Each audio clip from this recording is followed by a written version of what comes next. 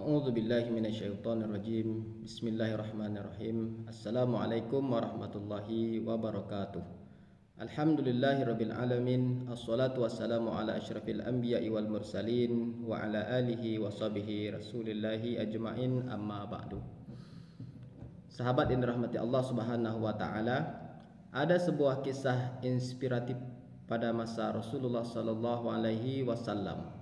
Kisah yang unik, yang kejadiannya kemungkinan ada orang yang tidak percaya.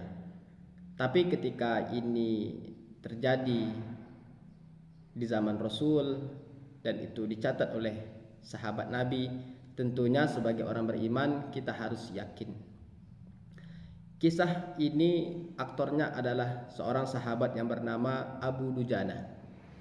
Abu Dujanah ketika selesai sholat berjamaah bersama Rasul sallallahu alaihi wasallam, dia selalu bergegas langsung pulang tanpa menunggu, harus berzikir dan berdoa selesai sholat.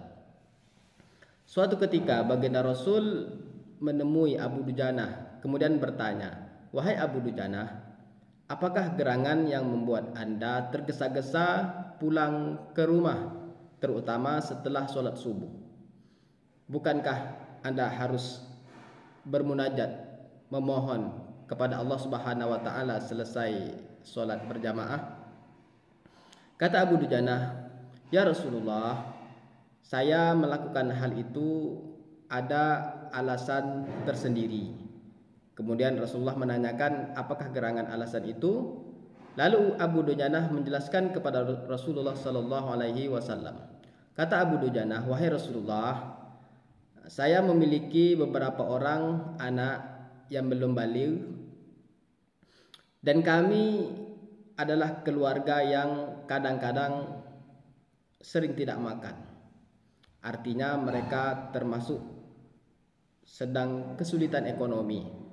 Sedangkan kami memiliki tetangga yang di depan rumahnya ada satu batang pohon kurma yang sedang ranum buahnya.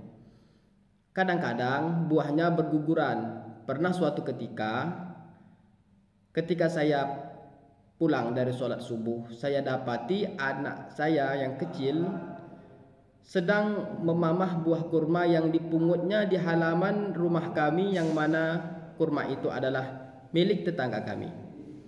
Kemudian aku pun memasukkan jari jemariku ke dalam mulut anakku, kemudian aku paksakan dia untuk mengeluarkan apa yang sudah dimakannya, karena aku takut ya Rasulullah, aku sangat takut seandainya mengalir darah yang haram di dalam tubuh anak-anakku.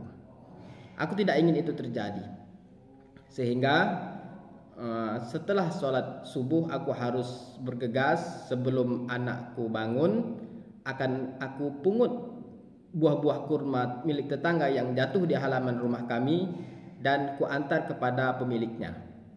Begitu ya Rasulullah. Baginda Rasul terlihat matanya berkaca-kaca, menunjukkan beliau sangat iba mendengar apa yang terjadi pada sahabatnya Abu Dujanah. Kemudian Rasulullah mencari tahu siapakah gerangan pemilik pohon kurma di sebelah rumah Abu Dujanah.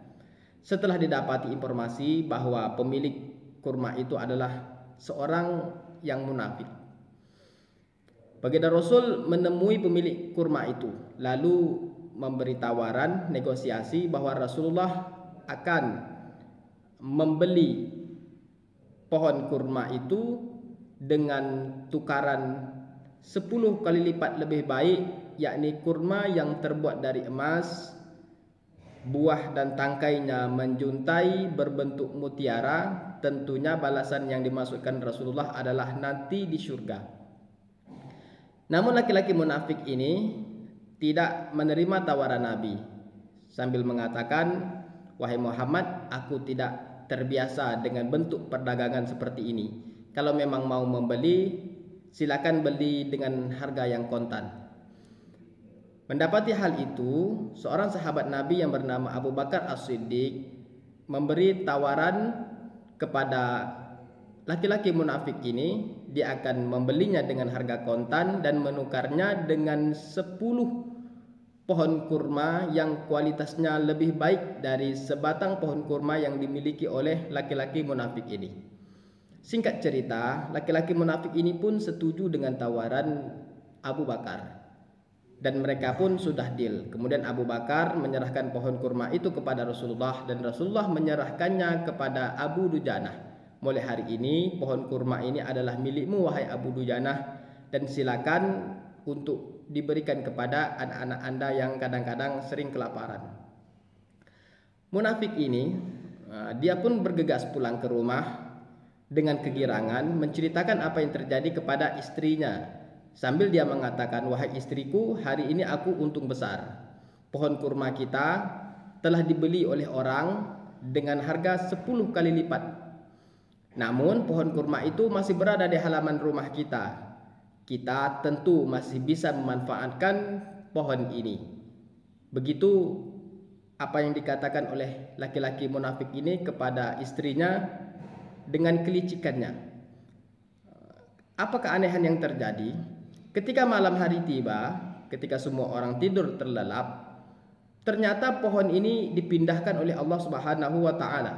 Ketika bangun pagi, dilihat pohon kurma ini telah berpindah ke halaman rumah Abu Dujanah. Inilah kisah yang mungkin secara akal sulit diterima, tapi hal itu terjadi. Tentunya hal ini adalah tanda-tanda kebesaran Allah, buah daripada kesabaran seorang Abu Dujanah. Semoga bermanfaat. Wassalamualaikum warahmatullahi wabarakatuh.